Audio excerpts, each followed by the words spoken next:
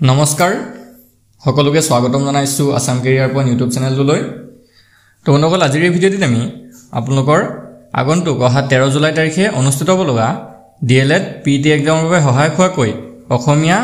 ব্যাকৰণৰ কেইটামান অতিকৈ গুৰুত্বপূৰ্ণ কোৱেশ্চন লৈছো আৰু এই কোৱেশ্চনখিনি অলপ বেসিক ধৰণৰ কোৱেশ্চন হয় যিবিলাক আমি সকলোৱে জনাটো দৰকাৰ ঠিক আছে তো আসামিজ ল্যাঙ্গুৱেজৰ এটো এটা ক্লাছ হয় এটো ইংলিশ যিসকলৰ ল্যাঙ্গুৱেজ আছে তেওঁলোকে এই ভিডিঅ'টো নাচালে হ'ব কাৰণ ইয়াতে কেৱল আসামিজ গ্ৰামাৰৰহে কোৱেশ্চন ডিসকাস কৰিম ঠিক আছে তো আৰু ইয়াতে আমি আৰু আপোনালোকক আৰু এটা কথা জনাই থওঁ যেহেতু আপোনালোকৰ এক্সামটো 13 জুলাই তাৰিখে অনুষ্ঠিত হ'বই সকলে ডেটটো গম পাইছে তো তাৰ কাৰণে এতিয়াৰ পৰা আপোনালোকে ভালদৰে প্ৰিপাৰেচনত লাগি যাওক মাজত মাত্ৰ আপোনালোকৰ 1 মাহ আছে 1 মাহত গোটেই সিলেবাসটো আপোনালোকে সম্পূৰ্ণ কৰিব লাগিব ঠিক আছে তো আৰু আপোনালোকৰ যদি গোটেই সিলেবাসৰ সম্পূৰ্ণ সিলেবাসৰ পিডিএফ নোটছখিনি লাগে ঠিক আছে পিডিএফ নোটছখিনি যদি লাগে তেতিয়াহ'লে আমাক এই নম্বৰটোত হোৱাটছআপত মেছেজ কৰিব 8133840965 এই নম্বৰটোত আমাক হোৱাটছআপত মেছেজ কৰি কেৱল মাত্ৰ 99 টকা পে কৰিলে আমি আপোনালোকক সকলো সাবজেক্টৰ নোটছখিনি দি দিম ঠিক আছে ডিএলএডৰ সম্পূৰ্ণ সিলেবাসৰ নোটছখিনি আপোনালোকে পাই যাবগে তো যদি প্ৰয়োজন হয় এতিয়া আমাক এই নম্বৰটোত হোৱাটছআপত মেছেজ কৰক তো বলক দেৰি নকৰো এতিয়া কোৱেশ্চনখিনি চাওঁ একদম বেসিক লেভেলৰ কোৱেশ্চন হয় যিবিলাক আমি সকলোৱে জানিব লাগে সো প্ৰথম কোৱেশ্চনটো দিছে অসমীয়া ভাষাত স্বৰবৰ্ণৰ সংখ্যা কেইটা ঠিক আছে অসমীয়া ভাষাত স্বৰবৰ্ণ কেইটা আছে তো যদি আপোনালোকে কোনোবাই জানে আৰু এটো সকলোৱে জানিবই লাগে সকলোৱে জানিব লাগে তো যিসকলে জানে ইয়াৰ আনসাৰটো ভিডিওটো পোষ্ট কৰি কমেন্টত জনাব পাৰে ঠিক আছে আমি ভিডিওৰ কমেন্ট বিলাক চাইছো আপোনালোকৰ বহুতে ভাল প্ৰিপাৰেচন চলি আছে ঠিক আছে আৰু বহুতে ভাল ভাল কমেন্ট কৰি আছে তাৰ কাৰণে ধন্যবাদ সো আমাৰ পঢ়ুৱা পদ্ধতিটো যদি ভাল লাগে ভিডিওটো লাইক কৰি যাব তো কি কৈছে চাও অসমীয়া ভাষাত স্বৰবৰ্ণৰ সংখ্যা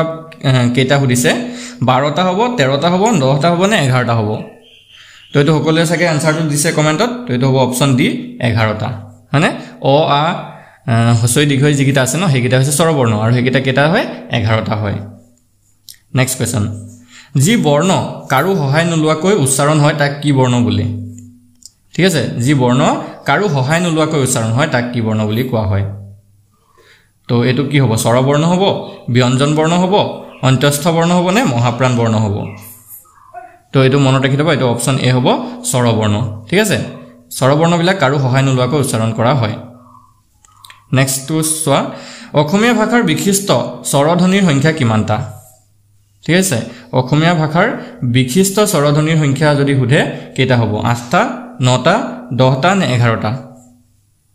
তো এটো হৈ যাব অপচন এ 8টা তো মনত ৰাখি থলে ভাল হয় যে 8টা অসমীয়া ভাষাত বিশিষ্ট স্বৰধ্বনি আছে নেক্সট কোৱেশ্চন অ আ হসৈ দীঘৌ এই তিনিজোৰ স্বৰবৰ্ণক কি বুলি কোৱা হয় ঠিক আছে অ আ হসৈ দীঘৈ আৰু হসৌ দীঘৌ এই তিনিজোৰ স্বৰবৰ্ণক কি বুলি কোৱা হয় স্বৰৰ মাত্ৰা নে স্ববৰ্ণ মাত্ৰা নে দ্বি স্বৰবৰ্ণ নে অ বুলি কোৱা হয় সো এইকেইটাৰ ভিতৰতে অপচন বি টো হ'ব স্ববৰ্ণ স্বৰ বুলি কোৱা হয় নেক্সট কোৱেশ্চন স্ববৰ্ণ শব্দৰ অৰ্থ কি ঠিক আছে স্ববৰ্ণ বা সবৰ্ণ শব্দৰ অৰ্থটো কি হয় তো ইয়াৰে ভিতৰতে শুদ্ধটো যে অপচন এ সমান বা একে বন ঠিক আছে সমান বা একে বন বুলি কোৱা হয় নেক্সট কোৱেশ্চন দুটা স্বৰ লগ লাগি উচ্চাৰিত হোৱা সংযোগী ধ্বনি বুজোৱা স্বৰবৰ্ণক কি বৰ্ণ বোলে ঠিক আছে দুটা স্বৰ লগ লাগি উচ্চাৰিত হোৱা সংযোগী ধ্বনি বুজোৱা স্বৰবৰ্ণক কি বুলি কয় তো এটো হ'ব অপচন বি ডি স্বৰ বুলি কোৱা হয় নেক্সট টু সোৱা অসমীয়া বৰ্ণমালাত ডি স্বৰ বৰ্ণ কি কি অসমীয়া বৰ্ণমালাত ডি স্বৰ বৰ্ণ কোনকেইটা হয় তো ইয়াৰে কাৰেক্ট আনসাৰটো হ'ব অপচন এ ঐ আৰু ঔ ঠিক আছে ঐ আৰু ঔ এটো ডি স্বৰ বৰ্ণ হয় দুটা নেক্সট কোৱেশ্চন যিবিলাক বৰ্ণ স্বৰবৰ্ণৰ সহায়ত উচ্চাৰিত হয় সেইবিলাককেই কি বুলি কয় ঠিক আছে যিবিলাক বৰ্ণ স্বৰবৰ্ণৰ সহায়ত উচ্চাৰিত হয় তো হেখিনি কি হয় তো হেখিনি হ'ব অপচন বি ব্যঞ্জন বৰ্ণ বুলি কোৱা হয় ঠিক আছে যিকেইটা আমাৰ ব্যঞ্জন বৰ্ণ আছে ক খ গ ঘ পৰা ধৰি হেকিটা হৈছে ব্যঞ্জন বৰ্ণ নেক্সট কোৱেশ্চন অসমীয়া ভাষাৰ ব্যঞ্জন বৰ্ণৰ সংখ্যা কেইটা তো অসমীয়া ভাষাত ব্যঞ্জন বৰ্ণ সংখ্যাৰ কেইটা যদি সুধে তো এটো হৈ যাব অপচন সি 41টা ঠিক আছে 41টা অৰ্থাৎ ক খ কেইটা ক খ এনেকে যদি আমি হিচাপ কৰি যাওঁ গোটেই কেইটাত তো এটো হ'ব 41টা নেক্সট কোৱেশ্চন অসমীয়া ভাষাৰ বিশিষ্ট ব্যঞ্জন ধ্বনি কেইটা আছে বিশিষ্ট ব্যঞ্জন ধ্বনি সুধিছে তো এটো হ'ব অপচন এ 21টা আছে ঠিক আছে 21টা বিশিষ্ট ব্যঞ্জন ধ্বনি আছে অসমীয়া ভাষাত নেক্সট কোৱেশ্চন ধ্বনি উচ্চাৰণৰ সময়ক কি বোলে ধ্বনি উচ্চাৰণৰ সময়ক কি বুলি কোৱা হয় তো এটো হ'ব অপচন এ মাত্ৰা বুলি কোৱা হয় নেক্সট কোৱেশ্চন অনুস্বৰ আৰু বিসৰ্গক কি বৰ্ণ বোলে ঠিক আছে অনুস্বৰ আৰু বিসৰ্গক কি বৰ্ণ বুলি কোৱা হয় স্বৰবৰ্ণ বুলি কোৱা হয় অযুগ্বাহ বৰ্ণ বুলি কোৱা হয় নে প্লুটো স্বৰ বুলি কয় নে ব্যঞ্জন বৰ্ণ বুলি কয় তো এটো মনত ৰাখি দিব এটো অপচন বি হ'ব অযুগ্বাহ বৰ্ণ বুলি কোৱা হয় নেক্সট কোৱেশ্চন ব্যঞ্জন বৰ্ণত স্ববৰ্ণ যোগ নহলে কি চিন ব্যৱহাৰ হয় ব্যঞ্জন বৰ্ণত স্ববৰ্ণ যোগ নহলে কি চিন ব্যৱহাৰ হয় বুলি সুধিছে তো এটো হ'ব অপচন এ হস্যন্ত চিন ব্যৱহাৰ হয় নেক্সট কোৱেশ্চন অসমীয়া ব্যঞ্জন বৰ্ণমালা স্ববৰ্গৰ প্ৰথম ছ দ্বিতীয় ছ বৰ্গীয় জ ঝ নিয় বৰ্ণবোৰক কি বৰ্ণ বুলি কোৱা হয় ঠিক আছে স্ববৰ্গৰ যিকিটা শব্দ আছে আখৰ আছে প্ৰথম ছ দ্বিতীয় ছ বৰ্গীয় জ ঝ আৰু নিয় এই বৰ্ণকেইটা কি বৰ্ণ বুলি কোৱা হয় তো এটো হ'ব অপচন সি তালব্য বৰ্ণ বুলি কোৱা হয় নেক্সট কোৱেশ্চন স্পৰ্শ বৰ্ণবিলাকৰ একোটা ভাগক কি বুলি কোৱা হয় ঠিক আছে স্পৰ্শ বৰ্ণবিলাকৰ একোটা ভাগক কি বুলি কোৱা হয় তো এটো হ'ব অপচন এ বৰ্গ বুলি কোৱা হয় নেক্সট কোৱেশ্চন অসমীয়া ব্যঞ্জন বৰ্ণমালাত ত বৰ্গৰ ত থ দ ধ আৰু ন এই বৰ্ণবোৰক কি বৰ্ণ বুলি কোৱা হয় ঠিক আছে যেটো আছে মূৰ্ধন্য ত মূৰ্ধন্য থ মূৰ্ধন্য দ মূৰ্ধন্য ধ আৰু মূৰ্ধন্য ন এই বৰ্ণকেইটা কি বৰ্ণ বুলি কোৱা হয় তো এটো হৈ যাব অপচন ডি মূৰ্ধন্য বৰ্ণ বুলি কোৱা হয় মানে মূৰ্ধন্য বৰ্ণ আমি সকলো এটো জানিব লাগে নেক্সট কোৱেশ্চন অসমীয়া ব্যঞ্জন বৰ্ণমালাত প বৰ্গৰ যিকিটা আছে প ফ ব ভ ম ঠিক আছে প ফ ব ভ আৰু ম এই বৰ্ণবোৰক কি বৰ্ণ বুলি কোৱা হয় তো ইয়াৰ ভিতৰত উত্তৰটো হৈ যাব অপচন বি ঔষ্ঠ বৰ্ণ বুলি কোৱা হয় তো এটো মনত ৰাখিব ঔষ্ঠ বৰ্ণ নেক্সট কোৱেশ্চন অসমীয়া ব্যঞ্জন বৰ্ণমালা ত বৰ্গৰ ত থ দ ধ ন অৰ্থাৎ আমি যে দন্তীয়া ত দন্তীয়া থ দন্তীয়া দ দন্তীয়া ধ আৰু দন্তীয়া ন এই বৰ্ণবোৰক কি বৰ্ণ বুলি কোৱা হয় তো এটো হৈ যাবগে অপচন এ দন্ত বৰ্ণ বুলি কোৱা হয় নেক্সট কোৱেশ্চন অসমীয়া ব্যঞ্জন বৰ্ণমালাত তলৰ কোন কেইটা বৰ্ণ উষ্ম বৰ্গৰ অন্তৰ্গত ঠিক আছে উষ্ম বৰ্গৰ কোনটো হয় কোন কেইটা হয় তো এইকেইটা হৈ যাবগে অপচন এ থকা কেইটা ঠিক আছে অপচন এ থকা কেইটা উষ্ম বৰ্গৰ হয়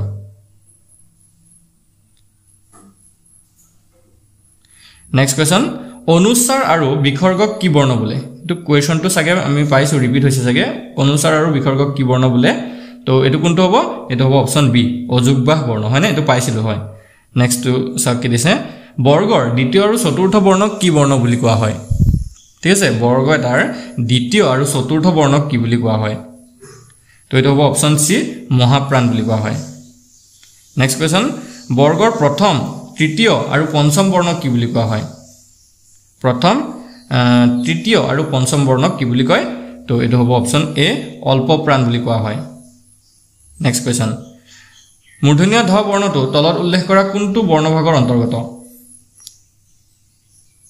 সো এটো কিন্তু হ'ব এটো অপচন সি হ'ব মূৰ্ধন্য বৰ্গৰ অন্তৰ্গত ঠিক আছে এটো মূৰ্ধন্য বৰ্গৰ অন্তৰ্গত হয় নেক্সট কি কৈছে উচ্চৰা উচ্চৰি দুটা শব্দৰ প্ৰথম শব্দটো শেষৰ বৰ্ণৰ লগত দ্বিতীয় শব্দৰ প্ৰথম বৰ্ণৰ মিলনক কি বুলি কোৱা হয় ঠিক আছে উচ্চৰা উচ্চৰি দুটা শব্দৰ প্ৰথম শব্দটোৰ শেষৰ বৰ্ণৰ লগত দ্বিতীয় শব্দটোৰ প্ৰথম বৰ্ণৰ মিলনক কি বুলি কয় তো এটো হৈ যাবগে অপচন সি সন্ধি বুলি কোৱা হয় ঠিক আছে যেনেকৈ আমি দেৱ যুগ আলয় দেৱালয় লিখো তো সেই দেৱৰ শেষৰ বৰ্ণ আৰু আলয়ৰ প্ৰথম বৰ্ণৰ লগ লাগিয়ে সন্ধি গঠন হয়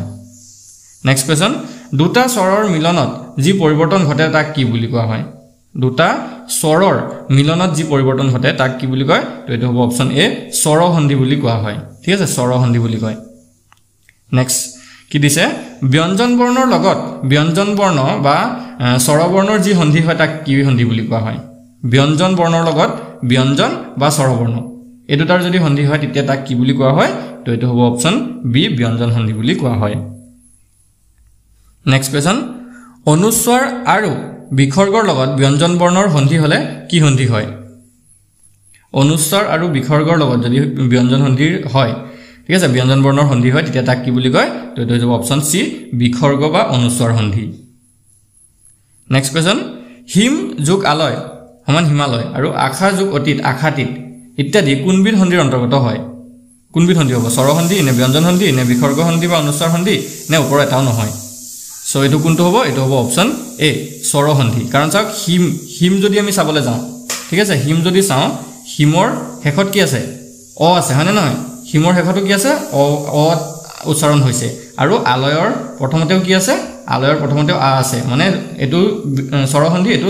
স্বৰবৰ্ণ সো দুটা স্বৰবৰ্ণ যেতিয়া হয় তেতিয়া এটো স্বৰসন্ধি হয় ঠিক আছে এটো অপচন এ হ'ব নেক্সট উ যোগ নতি উন্নতি আৰু মাহ যোগ এক মাহে ইত্যাদি কোনবিধ সন্ধিৰ অন্তৰ্গত হয় তো এটো উ যোগ নতি আৰু উন্নতি আৰু মাহ যোগ এক মাহে এটো কি হ'ব এটো হ'ব অপচন বি ব্যঞ্জন সন্ধি হয় ঠিক আছে নেক্সট কোৱেশ্চন সমযোগ গতি আৰু সমান সংগতি আৰু মনঃ যোগ মত সমান মনোনত ইত্যাদি কোনবিধ সন্ধিৰ অন্তৰ্গত হয় তো এইগিটা হ'ব এনেবা ধৰণৰ বিলাক হ'ব বিসৰ্গ সন্ধি অপচন সি হ'ব বিসৰ্গ বা অনুস্বৰ সন্ধি নেক্সট কোৱেশ্চন খৰদৰ্শন ঠিক আছে খৰদৰ্শন শব্দটোৰ শুদ্ধ ৰূপৰ সন্ধি তলৰ কেনেদৰে হৈছে ঠিক আছে খৰদৰ্শনটোক যদি আমি সন্ধি ভাঙো তেতিয়া কোনটো হ'ব মানে তো এইটো হৈ যাব কি অপচন সি খত যোগ দৰ্শন খৰদৰ্শন ঠিক আছে এনেকৈ হ'ব অলপ সন্ধি বিলাক আমি ভাঙা বিলাক আৰু নেক্সট ক্লাছত লৈ আনিম ভালকে নেক্সট ভিডিও বিলাকো চাব নেক্সট কোৱেশ্চনটো দিছে স্বল্প শব্দটোৰ শুদ্ধ ৰূপৰ সন্ধি তলৰ কোন কেনেদৰে হৈছে ঠিক আছে আমি যদি স্বল্প শব্দটোৰ সন্ধি ভাঙো তেতিয়া কোনটো হ'ব তো ইয়াৰ ভিতৰত কাৰেক্ট আনসাৰটো হ'ব অপচন সি হু যোগ অল্প ঠিক আছে হু যোগ অল্প স্বল্প নেক্সট কোৱেশ্চন অন্বেষণ ঠিক আছে এই অন্বেষণ শব্দটোৰ শুদ্ধ ৰূপৰ সন্ধি তলৰ কেনেদৰে হৈছে অন্বেষণ শব্দটোৰ সন্ধি যদি আমি ভাঙো কেনেদৰে হ'ব সো এটো হৈ যাব অপচন ডি অনুযোগ এখন ঠিক আছে অনুযোগ এখন এটো হ'ব অন্বেষণ নেক্সট কোৱেশ্চন দীপাৱলী শব্দটোৰ তলৰ কেনেদৰে সন্ধি হৈছে ঠিক আছে দীপাৱলী শব্দটোৰ সন্ধি ভাঙিলে কেনেদৰে হ'ব